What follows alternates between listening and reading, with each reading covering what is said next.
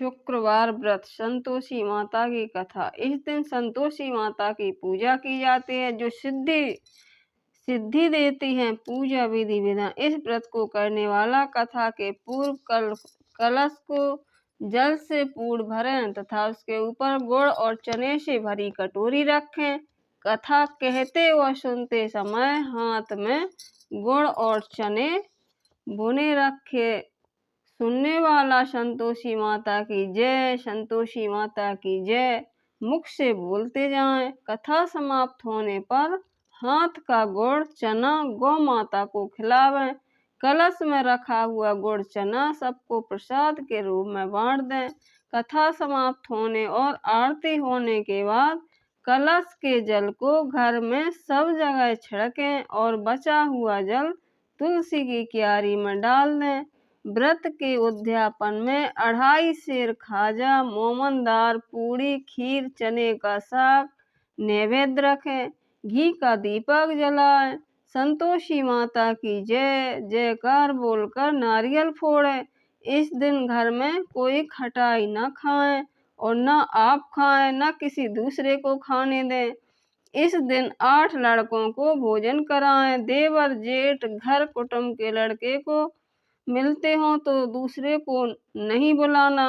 कुटुंब में ना मिलें तो ब्राह्मणों के, रिश्तेदारों के या पड़ोसियों के लड़के बुलाएं। उन्हें खटाई की कोई वस्तु ना दें तथा भोजन कराकर यथाशक्ति दक्षिणा दें। कथा सुनिए भक्तों। एक बुढ़िया थी, उसके 7 पुत्र थे। 6 कमाने वाले थे, एक निकम्मा था। बुढ़िया माँ 6 पुत्रों की रसोई बनाती, भोजन कराती और पीछे से जो बचता सो साध्वी को दे देती थी। परंतु वह बड़ा भोला भाला था, मन में कुछ विचार न करता था। एक दिन अपनी बहू से बोला, देखो मेरी माता का मुझ पर कितना प्यार है। वह बोली, क्यों नहीं, सबका जूठा बचा हुआ तुमको खिलाते हैं। वह बोला, भला ऐसा भी कहीं हो सकता है? जब मैं अपने आंखों से न देखूं मान नहीं सकता। बहू ने हंसकर कहा, तुम देख लोगे तब तो मानोगे। कुछ दिन बाद बड़ा त्योहार आया। घर में 7 प्रकार के भोजन और चूरमा के लड्डू बने। वह जांचने को सिर दर्द का बहाना कर पतला कपड़ा सिर पर ओढ़कर रसोई घर में सो गया और कपड़े में से सब देखता रहा। 6 भाई भोजन करने आए तो उसने देखा कि माँ ने उसके लिए सुंदर सुंदर आसन बिछाए हैं, 7 प्रकार की रसोई परसी है। वह आग्रह करके जमाती है। वह देखता रहा। 6 भाई भोजन कर उठे। तब माता ने उनकी जूठी थालियों में से लड्डुओं के टुकड़ों को उठाया और एक लड्डू बनाया। जूठन साफ कर बुढ़िया माँ ने पुकारा, उठो बेटा, 6 भाई भोजन कर गए, अब तू ही बाकी है, उठ जा, कब खाएगा? वह कहने लगा, माँ मुझे भोजन नहीं करना है, मैं परदेश जा रहा हूँ। माता ने कहा, कल जाता हो तो आज ही जा। वह बोला, हाँ हाँ आज ही जा रहा हूँ। यह कहकर वह घर से निकल गया। चलते समय बहू की याद आई। वह गौशाला में उपले थाप रही थी। वहीं जाकर उससे बोला, हम जावे परदेश को, आवेंगे कुछ काल, तुम रहियो संतोष से, धर्म आपनो पाल। वह बोली, जाओ पिया आनंद से, हमरा सोच हटाए, राम भरोसे हम रहें, ईश्वर तुम्हें सहाय। देव निशानी आपनी, देख धरू में धीर, सुध हमरी मत विचारियो, रखियो मन गंभीर। वह बोला, मेरे पास तो कुछ नहीं है, ये अंगूठी है सो ले और अपने कुछ निशानी मुझे दे। वह बोली, मेरे पास क्या है, यह गोबर भरा हाथ है। यह कर उसको पीठ पे गोबर के हाथ की थाप मार दी और चल दिया। चलते चलते दूर देश में पहुंचा। वहां पर एक साहूकार की दुकान थी। वहां जाकर कहने लगा, भाई मुझे नौकरी पर रख लो। साहूकार को जरूरत थी। वह बोला, रह जा। लड़के ने पूछा, तनख्वाह क्या दोगे? साहूकार ने कहा, काम देखकर दाम मिलेंगे। साहूकार की नौकरी मिली। वह सवेरे 7 बजे से रात तक की नौकरी बजाने लगा। कुछ दिनों में दुकान का सारा लेन देन, हिसाब किताब, ग्राहकों को माल बेचना, सारा काम करने लगा। साहूकार के 7-8 नौकर थे। वे सब चक्कर खाने लगे कि यह तो बहुत होशियार बन गया। सेठ ने भी काम देखा तो 3 महीने में उसे आधे मुनाफे का साझीदार बना लिया। वह 12 वर्ष में ही नामी सेठ बन गया। मालिक सारा कारोबार उस पर छोड़कर बाहर चला गया। अब बहू पर क्या बीती सो सुनो भक्तों। सास ससुर उसे दुख देने लगे। सारी गृहस्थी का काम करा के उसे लकड़ी लेने जंगल में भेजते। इस बीच घर की रोटियों के आटे से जो भूसी निकलती उसकी रोटी बनाकर रख दी जाती और फूटे नारियल के खोपड़े में पानी। इस तरह दिन बीतते रहे। एक दिन वह लकड़ी लेने जा रही थी कि रास्ते में बहुत सी स्त्रियां संतोषी माता का व्रत करती दिखाई दी। वह वही खड़ी हो कर कथा सुनकर बोली, बहनों, यह तुम किस देवता का व्रत करती हो और इसके करने से क्या फल मिलता है? इस व्रत के करने की क्या विधि है? यदि तुम अपने व्रत का विधान मुझे समझा कर कहोगी तो मैं तुम्हारा एहसान मानूंगी। तब उनमें से एक स्त्री बोली, सुनो, यह संतोषी माता का व्रत है। इसके करने से निर्धनता, दरिद्रता का नाश होता है और लक्ष्मी आती है। मन की चिंताएं दूर होती हैं। घर में सुख होने से मन को प्रसन्नता और शांति मिलती है। निपुत्र को पुत्र मिलता है। प्रियतम बाहर गया हो तो जल्दी आता है। कुंवारी कन्या को मनपसंद वर मिलता है। राज द्वारे में बहुत दिनों से मुकदमा चलता हो तो खत्म हो जाए। सब तरह सुख शांति हो। घर में धन जमा हो, पैसा जायदाद का लाभ हो, रोग दूर हो जावे तथा और जो कुछ मन में कामना हो सो वे सब संतोषी माता की कृपा से पूरी हो जावे। इसमें संदेह नहीं है। वह पूछने लगी, यह व्रत कैसे किया जावे, यह भी तो बताओ तो बड़ी कृपा होगी। स्त्री कहने लगी, 1.25 रुपए का गुड़ चना लेना, इच्छा हो तो 5.25 रुपए का लेना और या 11.25 रुपए का भी सहूलियत अनुसार लेना। बिना परेशानी, श्रद्धा और प्रेम से जितना बन सके सवाया लेना। 1.25 रुपए से 5.25 रुपए तक का, इससे भी ज्यादा शक्ति हो और भक्ति अनुसार लें। हर शुक्रवार को निराहार रहकर कथा सुनना। इसके बीच क्रम टूटे नहीं, लगातार नियम पालन करना। सुनने वाला कोई ना मिले तो घी का दीपक जलाकर उसके आगे जल के पात्र को रख कथा कहना, परंतु नियम न टूटे। जब तक कार्य सिद्ध न हो नियम पालन करना और कार्य सिद्ध हो जाने पर भी व्रत का उद्यापन करना। 3 मास में माता फल पूरा करती हैं। यदि किसी के खोटे ग्रह हो तो भी माता 1 वर्ष में अवश्य कार्य को सिद्ध करती हैं। कार्य सिद्ध होने पर भी उद्यापन करना चाहिए, बीच में नहीं। उद्यापन में 2.5 सेर आटे का खाजा तथा इसी परिमाण से खीर तथा चने का साग करना। 8 लड़कों को भोजन कराना। जहाँ तक मिले देवर जेठ भाई बंधु कुटुंब के लड़के लेना।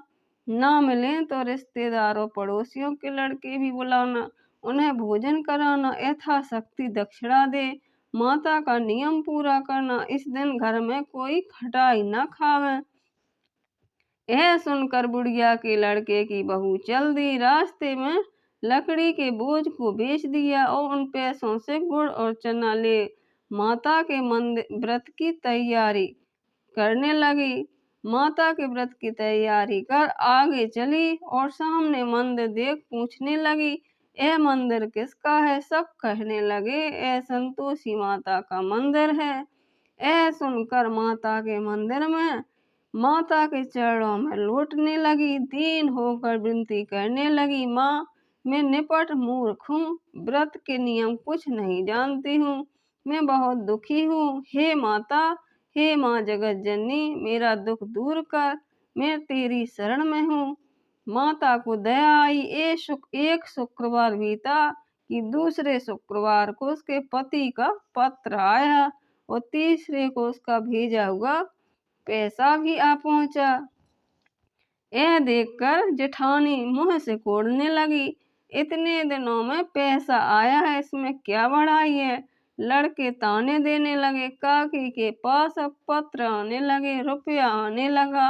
अब तो काकी की खातिर बढ़ेगी, अब तो काकी बुलाने से भी नहीं बोलेगी।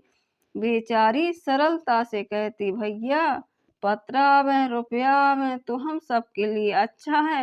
यह कहकर आंखों में आंसू भरकर संतोषी माता के मंदिर में माँ तेसुरी के चरणों में गिरकर रोने लगी। माँ, मैंने तुमसे पैसा नहीं मांगा। माँ, मुझे पैसे से क्या काम, मुझे तो अपने सुहाग से काम है। मैं तो अपने स्वामी के दर्शन और सेवा मांगती हूँ। तब माता ने प्रसन्न होकर कहा, जा बेटी, तेरा स्वामी आएगा। यह सुनकर खुशी से बावली होकर घर में जा काम करने लगी। अब संतोषी माँ विचार करने लगी, इस भोली पुत्री से मैंने कह तो दिया कि तेरा पति आवेगा, पर आवेगा कहाँ से। वह तो स्वप्न में भी इसे याद नहीं करता, उसे याद दिलाने मुझे ही जाना पड़ेगा। इस तरह माता बुढ़िया के बेटे के पास जा स्वप्न में प्रकट हो कहने लगी, साहूकार के बेटे सोता है या जागता है। वह बोला, माता सोता भी नहीं हूँ, जागता भी नहीं हूँ, बीच में हो, कहो क्या आज्ञा है। माँ कहने लगी, तेरा घर बार कुछ है या नहीं। वह बोला, मेरा सब कुछ है माता, माँ बाप भाई बहन बहू क्या कमी है। माँ बोली, बोले पुत्र, तेरी स्त्री घोर कष्ट उठा रही है, माँ बाप उसे दुख दे रहे हैं और तेरे लिए तरस रही है, तू उसकी सुध ले। वह बोला, हाँ माता, यह तो मुझे मालूम है, परंतु मैं जाऊं तो जाऊं कैसे। परदेश की बात है, लेन देन का कोई हिसाब नहीं, कोई जाने का रास्ता नजर नहीं आता, कैसे चला जाऊं। माँ कहने लगी, मेरी बात मान, सवेरे नहा धोकर संतोषी माता का नाम ले, घी का दीपक जला, दंडवत कर दुकान पर जा बैठना। देखते देखते तेरा लेन देन सब चुक जाएगा, जमा माल बिक जाएगा, सांझ होते होते धन का ढेर लग जाएगा। वह सवेरे बहुत जल्दी उठकर स्नान कर संतोषी माता को दंडवत कर घी का दीपक जला दुकान पर जा बैठा। थोड़ी देर में वह क्या देखता है कि देने वाले रुपया लाए, लेने वाले हिसाब लेने लगे। कोठे में भरे सामानों के खरीदार नगद दाम में सौदा करने लगे। शाम तक धन का ढेर लग गया। माता का चमत्कार देख प्रसन्न हो मन में माता का नाम ले घर ले जाने के वास्ते गहना कपड़ा खरीदने लगा और वहां से के काम से निपटकर और घर को रवाना हुआ। वहां बहू बेचारी जंगल में लकड़ी लेने जाती है, लौटते वक्त माँ के मंदिर में विश्राम करती। वह तो उसका रोजाना रुकने का स्थान था। दूर से धूल उड़ती देखकर वह माता से पूछते, हे माँ, यह धूल कैसी उड़ रही है। माता कहती, हे पुत्री, यह तेरा पति आ रहा है। अब तू ऐसा कर, लकड़ियों के 3 बोझ बना ले, एक नदी किनारे रख, दूसरा मेरे मंदिर पर और तीसरा अपने सिर पर रख। तेरे पति को लकड़ी का गट्ठा देखकर मोह पैदा होगा, वह वहां रुकेगा, नाश्ता पानी बना खाकर माँ से मिलने जाएगा। तब तू लकड़ियों का बोझ उठाकर घर जाना और बीच चौक में गट्ठा डालकर 3 आवाजें जोर से लगाना, लो सासू जी, लकड़ियों का गट्ठा लो, भूसी की रोटी दो, नारियल के खोपड़े में पानी दो, आज कौन मेहमान आया है। माँ की बात सुनकर और बहुत अच्छा माँ कहकर प्रसन्न हो लकड़ियों के 3 गट्ठे ले आई, एक नदी तट पर रखा, एक माता के मंदिर पर। इतने में ही एक मुसाफिर आ पहुंचा। सूखी लकड़ी देखकर उसकी इच्छा हुई कि अब यहीं विश्राम करें और भोजन बना खाकर गांव जाएं। इस प्रकार भोजन बनाकर विश्राम कर वो गांव को गया। सबसे प्रेम से मिला। उसी समय बहू सिर पर लकड़ी का गट्ठा लिए आती है। लकड़ी का गट्ठा भारी बोझ आंगन में डालकर जोर से 3 आवाज देती है, लो सासू जी, लकड़ी का गट्ठा लो, भूसी की रोटी दो, नारियल के खोपरे में पानी दो, आज कौन मेहमान आया है। ऐ सुनकर सास बाहर आकर अपने दिए हुए कष्टों को भुलाते हुए कहती है, हे बहू, ऐसा क्यों कहती है, तेरा मालिक ही तो आया है, आ बैठ, मीठा भात खा, भोजन कर, कपड़े गहने पहन। इतने में आवाज सुनकर उसका स्वामी बाहर आता है और अंगूठी देख व्याकुल हो माँ से पूछता है, माँ यह कौन है। माँ कहती है, बेटा यह तेरी बहू है। आज 12 वर्ष हो गए जब से तू गया है, तब से सारे गांव में जानवर की तरह भटकती फिरती है, काम काज घर का कुछ करती नहीं है, 4 समय आकर खा जाती है। अब तुझे देखकर भूसी की रोटी और नारियल के खोपड़े में पानी मांगती है। और लज्जित हो बोला, ठीक है माँ, मैंने इसे भी देखा है और तुम्हें भी देखा है, अब मुझे दूसरे घर की ताली दो तो मैं उसमें रहूं। तब माँ बोली, ठीक है बेटा, जैसी तेरी मर्जी, कहकर ताली का गुच्छा पटक दिया। उसने ताली लेकर दूसरे कमरे में जो तीसरी मंजिल के ऊपर था खोलकर सारा सामान जमाया। एक दिन में ही वहां राजा के महल जैसा ठाट बाट बन गया। अब क्या था, वे दोनों सुखपूर्वक रहने लगे। इतने में अगला शुक्रवार आया। बहू ने अपने पति से कहा, मुझे माता का उद्यापन करना है। पति बोला, बहुत अच्छा, खुशी से करो, और तुरंत ही उद्यापन की तैयारी करने लगी। जेठ के लड़के को भोजन के लिए कहने गई, उसने मंजूर किया, परंतु पीछे से जेठानी अपने बच्चों को सिखलाती हैं, देखो भोजन के समय सब लोग खटाई मांगना, जिससे उसका उद्यापन पूरा ना हो। लड़के जीवने आए, खीर पेट भर खाई, परंतु याद आते ही कहने लगे, हमें कुछ खटाई दो, खीर खाना हमें भाता नहीं, देखकर अरुचि होती है। बहू कहने लगी, खटाई किसी को नहीं दी जाएगी, यह तो संतोषी माता का प्रसाद है। लड़के तुरंत उठ खड़े हुए, बोले, पैसा लाओ। भोली बहू कुछ जानती नहीं थी, सो उन्हें पैसे दे दिए। लड़के उसी समय जा करके इमली लाकर खाने लगे। यह देखकर बहू पर संतोषी माता ने कोप किया। राजा के दूत उसके पति को पकड़कर ले गए। जेठ जेठानी मनमाने खोटे वचन कहने लगी, लूट लूट कर धन इकट्ठा कर लाया था, सो राजा के दूत पकड़ कर ले गए। अब तो सब मालूम पड़ जाएगा जब जेल की हवा खाएगा। बहू से ये वचन सहन नहीं हुए, रोती रोती माता के मंदिर में गई। हे माँ, तुमने यह क्या किया, हंसा कर अब क्यों रुलाने लगी। माता बोली, पुत्री, तूने उद्यापन करके मेरा व्रत भंग किया है, इतनी जल्दी सब बातें भुला दी। वह कहने लगी, माता, भूली तो नहीं हूँ, ना ही कुछ अपराध किया है, मुझे तो लड़कों ने भूल में डाल दिया, मैंने भूल से उन्हें पैसे दे दिए, मुझे क्षमा कर दो माँ। माँ बोली, ऐसी भी कहीं भूल होती है। वह बोली, माँ मुझे माफ कर दो, मैं फिर से तुम्हारा उद्यापन करूंगी। वह बोली, अब भूल मत करना। वह बोली, अब ना होगी माँ, अब बतलाओ कैसे आवेंगे। माँ बोली, जा पुत्री, तेरा पति तुझे रास्ते में ही आता मिलेगा। वह घर को चली। राह में पति आता मिला। उसने पूछा, तुम कहाँ गए थे। तब वह कहने लगी, इतना धन कमाया था, उसका टैक्स राजा ने मांगा था, वह भरने गया था। ए प्रसन्न होकर बोली, भला हुआ, अब घर चलो। कुछ दिन बाद फिर शुक्रवार आया। वह बोली, मुझे माता का उद्यापन करना है। पति ने कहा, करो। फिर वह लड़के जेठ के लड़कों को भोजन को कहने गई।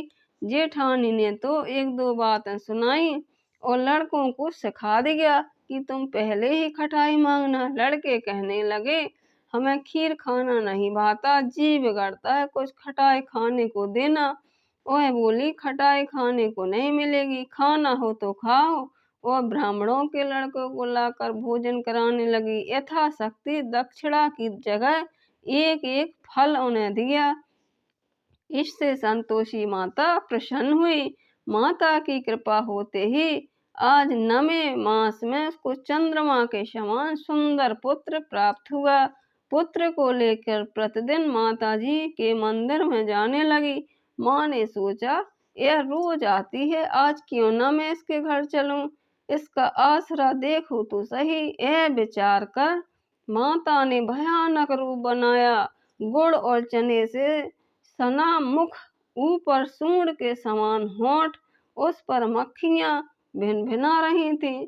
दहलीज पर पांव रखते ही उसकी सास चिल्लाई, देखो रे, कोई चुड़ैल आ रही है, लड़को इसे भगाओ नहीं तो किसी को खा जाएगी।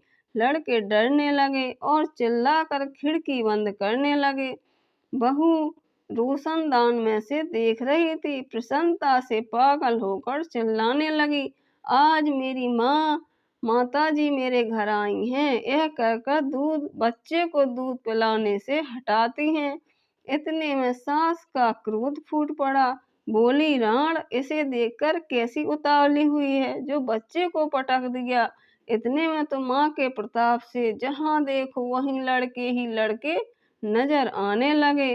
वह बोली, माँ जी, मैं जिनका व्रत करती हूँ वह यही संतोषी माता हैं। इतना कर झट से सारे घर के किवाड़ खोल देती हैं।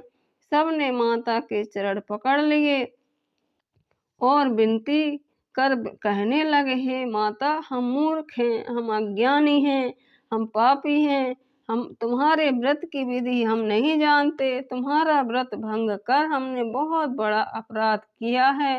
हे माता, आप हमारा अपराध क्षमा करो। इस प्रकार माता प्रसन्न हुई।